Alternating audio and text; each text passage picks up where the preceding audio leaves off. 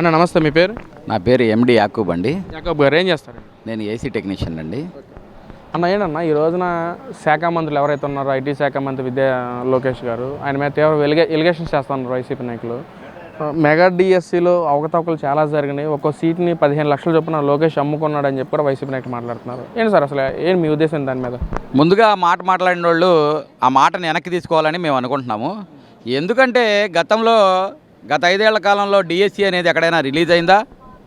ఇప్పుడు మంచి పని చేస్తుంటే దాన్ని ఏదో విధానంగా తప్పుడు దారిలోకి తీసుకెళ్లాలని జగన్మోహన్ రెడ్డి గారు ప్రతిదీ తప్పుగానే మాట్లాడుతూ పోతున్నారు. ఇప్పుడు దాంట్లో అవకతవకలు జరిగినాయని మీరు ఎక్కడైనా చూపించగలిగారా? చూపించలేకపోయారు. కానీ మీరు ప్రతిదాన్ని నారా లోకేష్ గారి మీద కానీ చంద్రబాబు నాయుడు గారు కానీ మీరు దుమ్ము ఎత్తే మాటలు ఎందుకు మాట్లాడడం? మీరు ఏదైనా చేసుంటే దాని గురించి మాట్లాడితే బాగుండేది. మీరు ఎక్కడా చేయలేదు. గత 5 ఏళ్లలో డిఎస్సి అనేది ఎప్పుడైనా మీరు ఎక్కడైనా ఒక మహిళకు కానీ ఎక్కడైనా ఒక విద్యార్థికి కానీ ఉద్యోగం వచ్చినా ఏదైనా దాఖలాలు ఉన్నాయా అని మీరు అది చూపించుకొని నారా లోకేష్ని కానీ చంద్రబాబు నాయుడు గారిని కానీ మీరు అప్పుడు మాట్లాడండి. అప్పుడు దాకా మీరు మాట్లాడే అర్హులు కాదని మేము అనుకుంటున్నాము. అంటే మీరు రిలీజ్ చేసింది మెగా డిఎస్సీనా లేక దగా డిఎస్సీనా అని చెప్పి కూడా మాట్లాడుతున్నారన్నా ఏంటి? నోటికి అదుపు లేదు జగన్మోహన్ రెడ్డి గారికి. జనాలు 11 సీట్లుగా అందుకే ఆయన్ని పరిమితం చేశారు. ఇప్పుడు మెగా డిఎస్సి అనేదాన్ని ఏదో తప్పుడు మాట మాట్లాడడం అది సమనీసం కాదు. జగన్మోహన్ రెడ్డి గారు మీరు తెలుసుకోవాలి. ప్రతిదీ కూడా ఒక ఉద్యోగం తేలేకపోయారు మీరు. ఇవాళ 18,000 మందికి డిఎస్సి ఉద్యోగాలు వస్తే మీరు దాన్ని తప్పుగా ఆలోచించడం అది సమనీసం కాదని మరొకసారి తెలియజేయడం జరుగుతుంది. యువతకి మంచి చేసిన ప్రభుత్వం ఏదైనా ఉందంటే అది వైసీపీ ప్రభుత్వం. అసలు కూటమి ప్రభుత్వంలో ఏమవుతుంది? అసలు ఉద్యోగాలు జాబ్ క్యాలెండర్ అన్నాడు, ఏమీ లేదు. పెట్టుబడులు అన్నాడు, ఏం తీసుకురాట్లేదు. కానీ మేము తీసుకొచ్చినట్లు గొప్పలు చెప్పుకుంటున్నారని చెప్పి అంటున్నారు. మరి ఆయన తెచ్చిన ఉద్యోగం అయితే మరి ఈరోజు మరి ఇప్పుడు ఎందుకు వస్తున్నాయి? ఇప్పుడు నారా లోకేష్ గారు ఐటీ శాఖ మినిస్టర్ అయిన తర్వాత ఇన్ని ఉద్యోగాలు చేపట్టి ఈ గవర్నమెంట్లో వస్తున్నాయి. గత గవర్నమెంట్లో మీరు తెచ్చానన్నప్పుడు మీరు ఏది తీసుకొచ్చినాయి? ఒక సచివాలయంలో తీసుకొచ్చి వాళ్ళని వాలంటీర్లుగా పెట్టి వాళ్ళని వాడుకోవడం తప్ప వేరే పని ఏమైనా చేశారా మీరు? ఒక్క ఉద్యోగం చూపించండి. మీరు ఒక్క ఉద్యోగం చూపించలేకపోయారు. ఇప్పుడేదో ఉద్యోగాలు వస్తుంటే దాన్ని తప్పుదారి పట్టించడానికి కోసం జనాల్లో ఏదో మీరు సానుభూతి పొందడానికి కోసం మీరు ఇలాంటి పని చేయడం సమనీసం కాదు. మీకు ఇంకా జనాలు ఇదే విధంగా మీరు ఇలాగే మాట్లాడుతూ ఉంటే ఇంకా బుద్ధి చెప్తారని నేను చెప్తున్నాను. అంటే ఎలా ఉందన్న ఓవరాల్గా కూటమి ప్రభుత్వం 2 సంవత్సరాలు అవుతుంది కదా, సో ఏంటి ఎలా ఉంది డెవలప్మెంట్ పరంగా కానీ లేదా సామాన్యుల ప్రజల పట్ల కానీ ఎలా ఉందంటారు? గత 5 ఏళ్లలో చూసుకుంటే గత 5 ఏళ్ల పాలనలో ఒక్క రోడ్డు కానీ ఒక కాలువ కానీ ఒక రోడ్లు చెత్త తీయడం కానీ ఏమీ ఎక్కడా జరగలేదు. గతానికి ఎప్పటికి పోల్చుకుంటే 90 నుంచి 100% పనులు జరుగుతున్నాయి.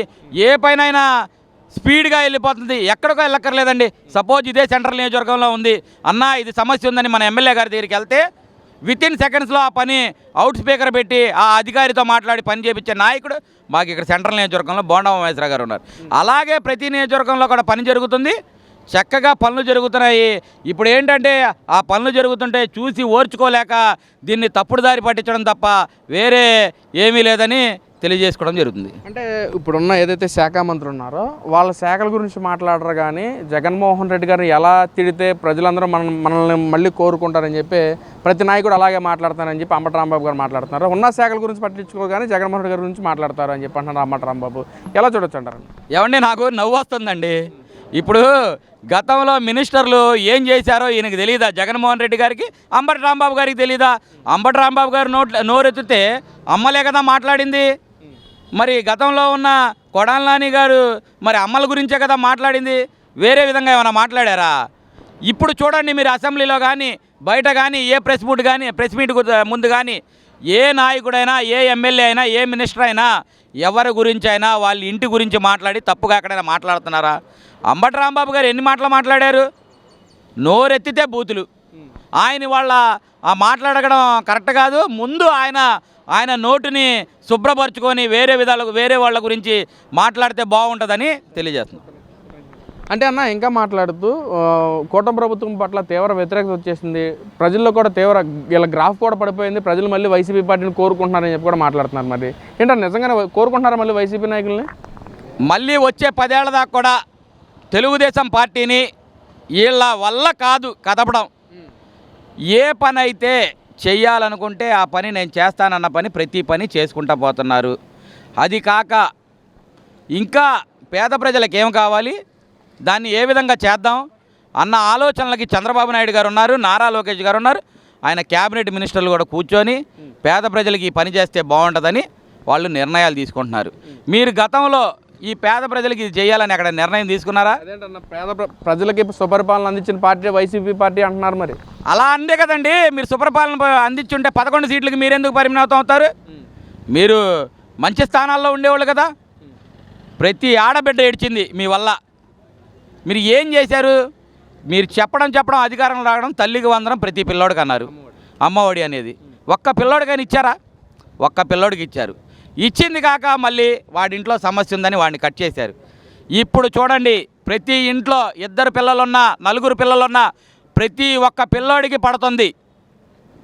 అదేవిధంగా చంద్రబాబు నాయుడు గారి, నారా లోకేష్ గారు కానీ, రాష్ట్ర మంత్రులే కానీ, క్యాబినెట్ మినిస్టర్లే కానీ ప్రతి ఒక్కళ్ళు ఏ పని అయినా చేయడానికైనా సిద్ధంగా ఉన్నారు.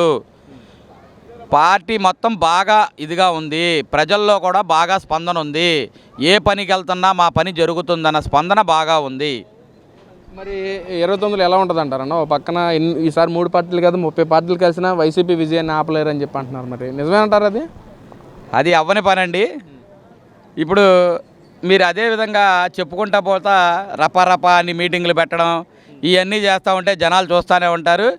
జనాలకు కావాల్సింది పని. ప్రతి నాయకుడు అనేవాడు పని చేస్తేనే స్పందన ఉంటుంది. జనాల్లోకి వెళ్ళాలంటే ముందు మంచి పనులు చేసుకోండి. మంచి పనులు చేసుకొని జనాలకి మంచి అందుబాటులో ఉండి ఏం కావాలి. గతంలో 5 ఏళ్ళు అయిందండి మీరు ఓడిపోయి 2 సంవత్సరాలు. ఏ రోడ్డుకు వచ్చారండి? ఇదే డివిజన్లో డిప్యూటీ మేయర్ ఉంది. నిన్న కాక మన కాలం పదవి కాలం అయిపోయింది ఆమెది.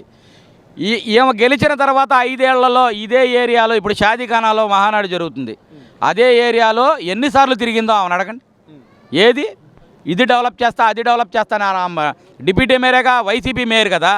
మరి ఇప్పుడు అవతల పార్టీని దుమ్ముపోయడం దేనికి? వాళ్ళ నాయకులందరూ కూడా అసలు ఓడిపోయిన తర్వాత కూడా ఈ ప్రభుత్వాన్ని ఎండగడతానని ప్రతిరోజు కూడా ప్రజల్లో ఉంటున్నామని చెప్పి అంటున్నారు కదన్న. మీరేంటి విరుద్ధంగా మాట్లాడుతున్నారేంటి? మాకైతే ఏ రోజు కనపడలా.